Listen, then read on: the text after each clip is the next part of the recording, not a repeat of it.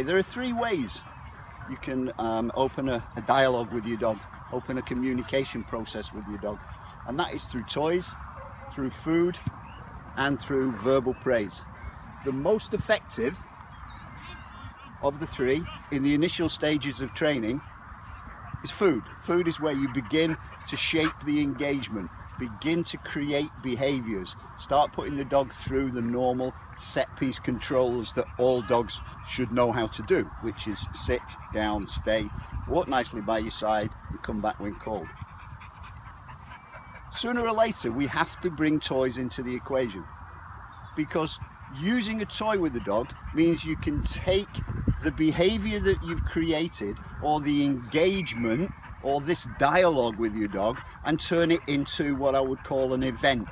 So basically what I'm saying is, introduce your dog to a toy so you can play with your dog.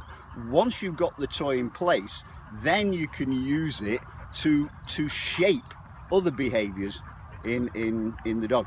So what we're going to do now, we're going to do some very simple ball work with another one of my dogs, Rafe. He's a border collie. So Rafe, just... Building a relationship with your dog is more important than simply having the ability to tell your dog what to do, with the ultimate aim of stopping it doing something you don't want it to do. Unfortunately, there is a massive misconception by the majority of dog owners, and that is that dog training will stop your dog misbehaving. This is borne out by the fact that many dog owners take their dogs to training classes because it has already started to display behaviours that are unacceptable or not compatible with the owner's lifestyle, and they need to stop it now.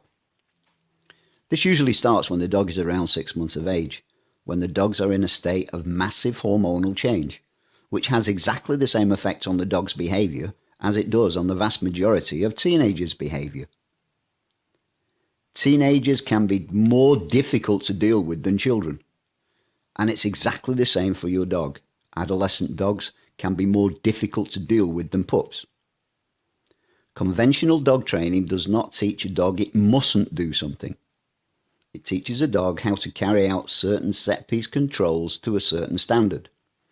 These are how to sit, lie down, stand, stay, or wait, walk nicely on the lead, and come back when called. If you enter into this training process and your ultimate aim is to stop your dog misbehaving, you'll probably fail. Because in a dog's mind, they are not misbehaving. They're simply doing something that you don't want them to do. Teaching them to sit will not change this breakdown in communication. Your ultimate aim should be how to build a relationship with your dog so that your dog chooses to do what you ask it to do, not because you can perhaps bully it into doing it.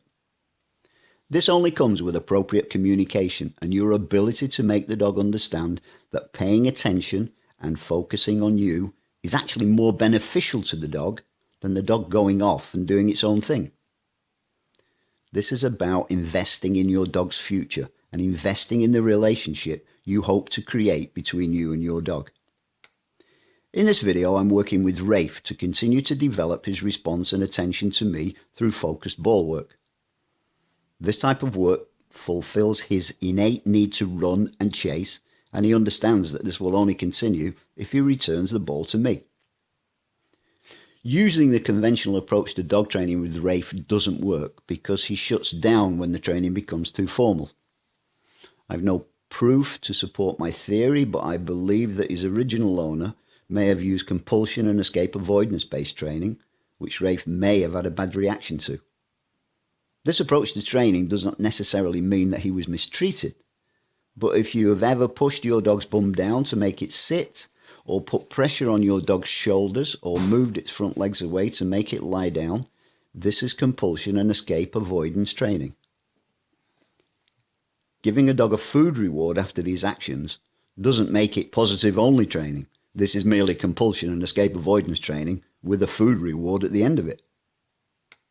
He also came to me with serious aggression issues towards people. The only reason I adopted him in the first place. Rafe is an extremely sensitive animal with a noticeable change in demeanour and body language if I attempt to move his education along too quickly.